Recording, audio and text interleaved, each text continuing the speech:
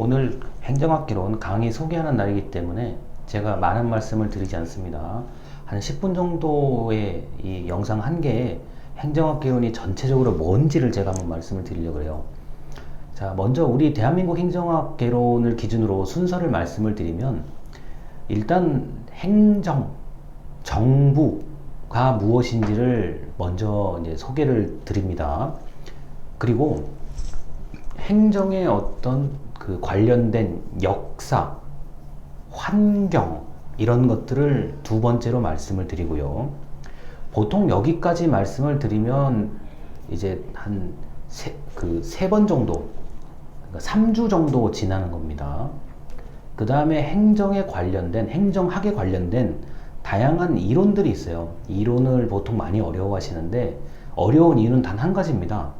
여러분들이 지금까지 겪어보지 않았고 배워보질 않아서 어려운 거거든요. 근데 막상 들어보면 뭐 들을 만한 얘기들이에요. 그래서 행정학에 관련된 이론을 배우면 아마 9월달 한 달이 다 끝날 겁니다. 그리고 이제 10월달에 뭐 중간고사 기간을, 뭐 중간고사 그때를 빼고 이제 계속 순서대로 말씀을 드립니다. 뭐 행정의 어떤 철학, 윤리, 이런 가치관이라고 하죠. 이런 것들을 배우고요. 그 다음에 조직, 우리가 공무원, 우리 대한민국에서는 지금 공무원이 굉장히 인기 있는 직업인데요. 자, 공무원들이 근무하는 조직을 배우고요.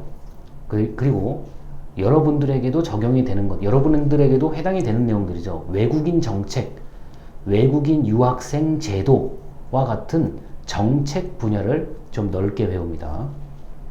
이렇게까지 배우면은 아마 10월달 셋째 주 정도 될 것 같은데요. 아니면 10월 한 달 동안 조직 그리고 정책, 이 두 가지를 배울 수 있습니다.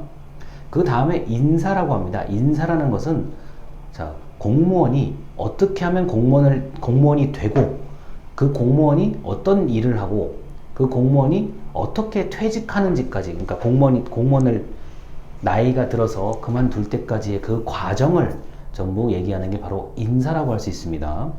자, 이렇게 인사까지 얘기를 하면 아마 여러분들이 11월 초까지 될 텐데요.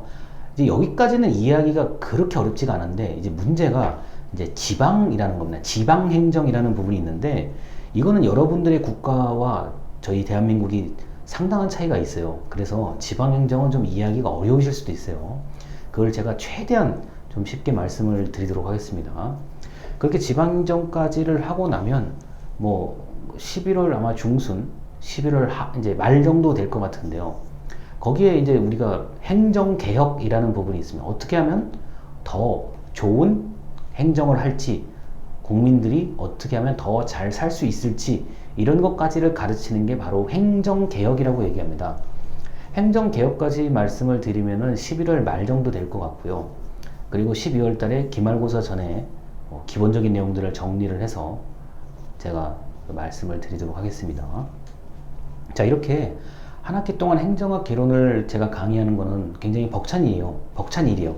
시간이 항상 부족하고 제가 말씀해 드릴 거는 많은데, 그러다 보면 여러분들이 오히려 수업을 듣기가 굉장히 어려울 수도 있어요.